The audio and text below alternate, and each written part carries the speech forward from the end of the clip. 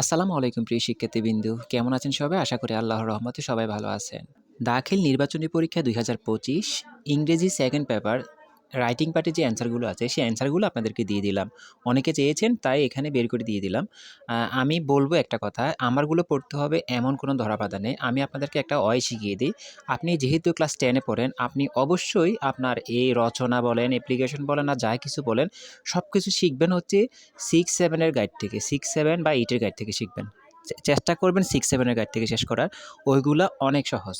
আর ওইগুলো দিলে 100% অ্যান্সার পাবেন। আপনি এগুলো মুখস্থ করতে গেলে দেখা যাচ্ছে ভীষণ কঠিন, কঠিন ওয়ার্ড থাকবে, যেগুলো পড়তে গেলে আপনার মনে চাইবে না যে আপনি পড়াশোনা করেন। এজন্য আপনাদেরকে বলে দিলাম, সামনেও যত পড়াশোনা করেন, আপনি অবশ্যই কী করবেন 6-7 এর গাইড থেকে পড়াশোনা করবেন। তারপর আমি এখানে দিয়ে দিলাম, এখানে খুবই সহজ করে দিয়েছি। যার তারপরও অনেকের কাছে কঠিন লাগতে পারে। এজন্য বলে দিলাম আগে থাকতে যে আপনার ইচ্ছামতো আপনি শিখতে পারেন। যেকোনো গাইড থেকে শিখতে পারেন। প্রিয় শিক্ষার্থীবৃন্দ, আমরা চেষ্টা করছি আপনাদেরকে যতটুকু সম্ভব অ্যান্সারগুলো সঠিকভাবে বের করে দেওয়ার। আসলে আমি সময় পাচ্ছি না, কারণ আমার সারাদিন বেস পড়ানো হচ্ছে। এজন্য আমি সময় পাচ্ছি না। কিন্তু যথাযথ যতটুকু পারতেছি অতটুকু আপনাদের জন্য কষ্ট করতেছি। তাই অনুরোধ থাকবে, আপনি যদি আমাদের চ্যানেলটাকে এখন পর্যন্ত সাবস্ক্রাইব না করে থাকেন, অবশ্যই এখনই সাবস্ক্রাইব করে ফেলুন। কারণ আপনাদের ফাইনাল পরীক্ষা পর্যন্ত ঠিক আমরা এইভাবে আপনাদেরকে সহযোগিতা করব। ইনশাআল্লাহ আমাদের সঙ্গে থাকলে আপনাদের ফাইনাল পরীক্ষাটা এইভাবে সহজ করে দিতে পারবেন। যতটুক আল্লাহর উপর ভরসা রাখতে পারেন আরকি। আর নিজে অবশ্যই পড়াশোনা করতে হবে। বারবার আমাদের উপর নির্ভর করলে চলবে না, আমি বারবার বলতেছি। অবশ্যই পড়াশোনা করবেন। কারণ ভালো ফলাফলের জন্য আপনাকেই পরীক্ষা দিতে হবে। আপনি পরীক্ষা হলে কিন্তু আপনি সকল কিছু ফেস করবেন।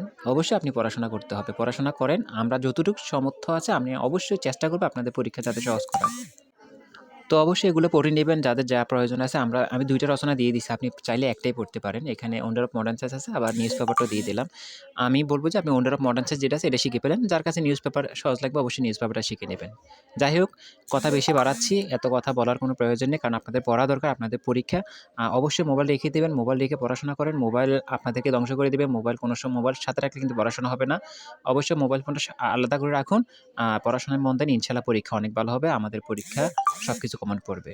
যাই হোক, লাস্টে একটা কথাই বলব, অবশ্যই আমাদের চ্যানেলটিকে সাবস্ক্রাইব করে আমাদের সঙ্গেই থাকবেন। ভালো থাকবেন, ভালোভাবে পরীক্ষা দিন। আর একটা কথা, অবশ্যই ৫ ওয়াক্ত নামাজ পড়বেন। নামাজ পড়ে আল্লাহর কাছে চান। আল্লাহ চাইলে ইনশাআল্লাহ পরীক্ষা সবসময় ভালো হবে। আর আল্লাহ না চাইলে কিন্তু কোনো সময় কোনো কিছু সম্ভব না। এজন্য নামাজ পড়েন, পড়াশোনা করেন, ইনশাআল্লাহ সবকিছুই ঠিক থাকবে।